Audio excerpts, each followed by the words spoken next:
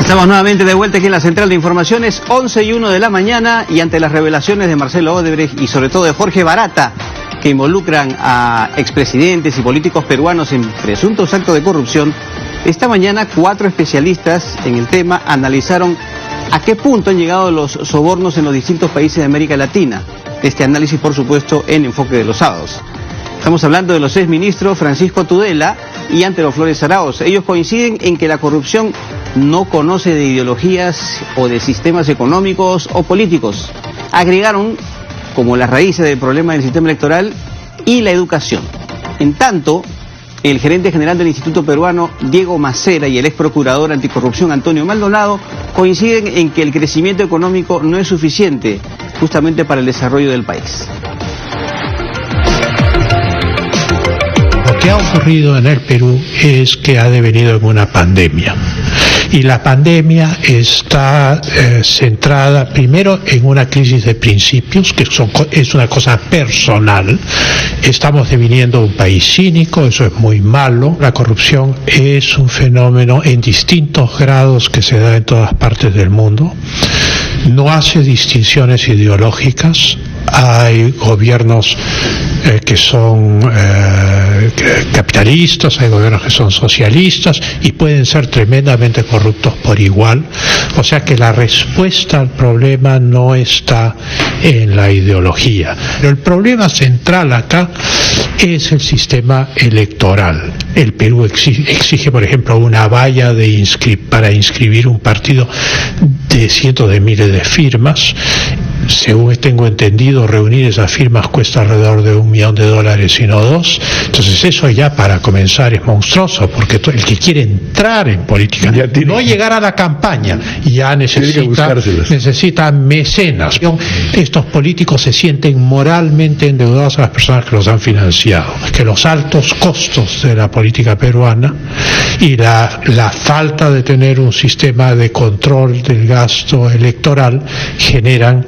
Porque fijémonos que todos nuestros casos, tanto el de los Vladivideos como este, giran alrededor del tema de las campañas.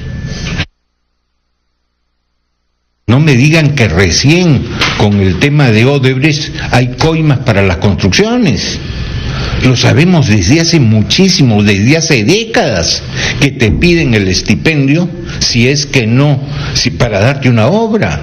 Es real, o te lo ofrecen, y viene desde los dos lados. Es la primera vez prácticamente que ves sectores privados, empresariales, metidos en el tema. Yo no creo que sea el sistema. Acá hay una cuestión de moral pública y que eso tienes que enfrentarlo, ¿no? Y otra cosa, han estado diciendo desde hace varios años, oye, toda la corrupción y que tienen que ver las empresas es del sector centro derecha, etcétera.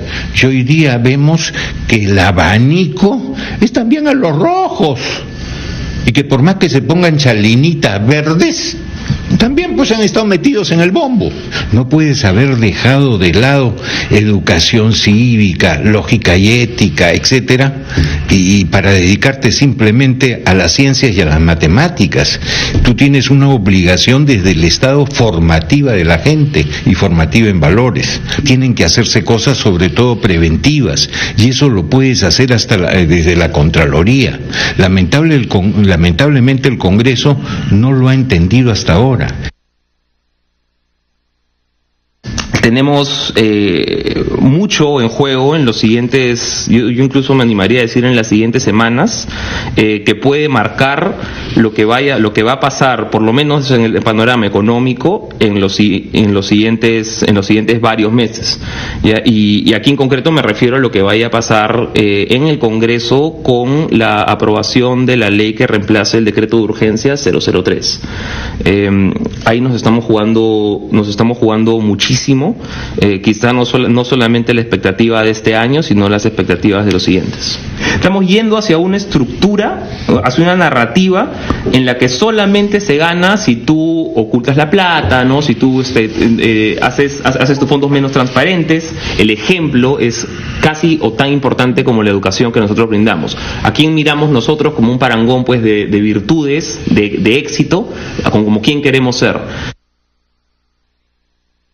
Las Procuradurías Públicas de Anticorrupción me parece que manejan alrededor de 33.000 casos de corrupción en todo el país. Es impresionante. Es impresionante, es una cifra muy elevada para un país con un Estado con una institucionalidad tan débil que nos permite llegar a la conclusión que no basta el crecimiento económico, sino que hay que acompañarlo con una verdadera construcción institucional que permita prevenir, investigar y sancionar rigurosamente todos los actos de corrupción. No es solamente el Perú y no es solamente América Hispana o la América Portuguesa con Brasil, obviamente. La pregunta es, y es una pregunta más profunda para la cual no tengo una respuesta más que algunas sospechas, si esto tiene que ver de alguna manera con las reglas del sistema económico o con un sistema económico que se ha distorsionado al punto que permite estas brechas y estos problemas.